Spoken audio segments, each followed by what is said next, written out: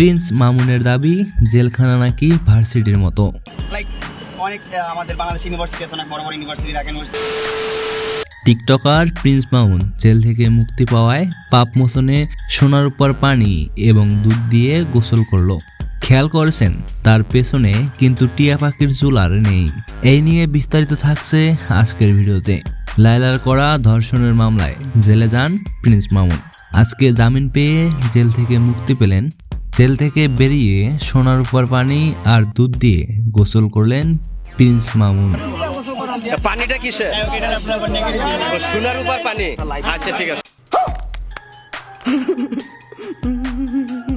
Prince মামুনের মায়ের দাবি এতে নাকি তার ছেলের পাপ মোচন হবে।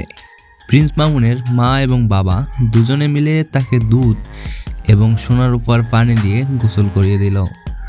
আপনি খেয়াল করেছেন তার লুকটা কতটা চেঞ্জ হয়েছে?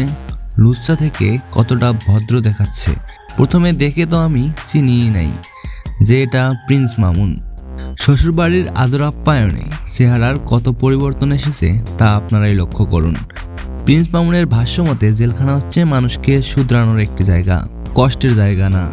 মানে যারা থাকেন তাদের সেই মুহূর্তগুলো খুবই কষ্টের কাটে। মানে আপনার আসলে ওখানে কেমন কেটেছে? ওইটাই বললাম যে মায়ের গর্ভে ছিলাম, এরকম ফিল হয়েছে যে বাইরের কোনো আলো বাতাস, বাইরের কোনো চিন্তা ভাবনা এরকম ছিল না। কিন্তু ভিতরের যে ডিসিপ্লিনটা আপনারা বাইরে থেকে যেটা অনুভব করেন, ফিল করেন, ভিতরে কিন্তু ওইরকম না। ভিতরে কিন্তু একদম ইজি, ভিতরে সব কিছু আছে, আপনি সব কিছু করতে পারেন, ভিতরে সব লিগেল করতে পারেন, ইলিগেল কোনো কিছু করতে পারবেন না।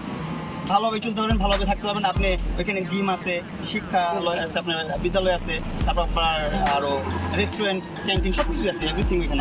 যেটা আমি যেটা মনে করি ওটা সাজা যাওয়ার জায়গা না, ওই জায়গাটা হচ্ছে মানুষকে পরিবর্তন করার জায়গা। ওই জায়গাটা এত সুন্দর ডিসিপ্লিনভাবে চলাফেরা, এত সুন্দর জায়গা, একদম অনেক আমাদের বাংলাদেশ ইউনিভার্সিটি আছে, অনেক বড় বড় ইউনিভার্সিটি, ঢাকা ইউনিভার্সিটি বলতে পারেন, আপনার স্টেট ইউনিভার্সিটি। জেলখানা নাকি ভার্সিটির মতন। সত্যিই কি ভার্সিটির মতো? এই প্রশ্নের জবাব আর খুঁজে পেলাম না, কারণ কখনো যাওয়া হয় নাই তো তাই।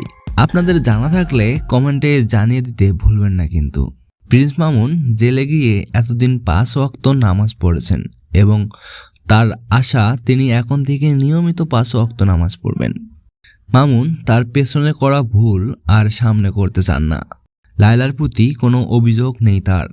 তাকে কষ্ট দিয়ে কেউ যদি ভালো থাকতে পারে সে তাতেই খুশি।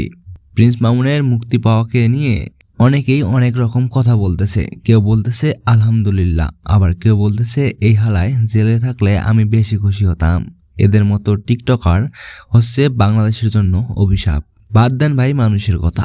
আপনার কাছে মামুন কেমন বা তার মুক্তি পাওয়ায় আপনি কতটা খুশি বা অখুশি তা কমেন্টে জানিয়ে দিতে ভুলবেন না কিন্তু। তো ভালো থাকবেন, ভালো রাখবেন। Bye bye.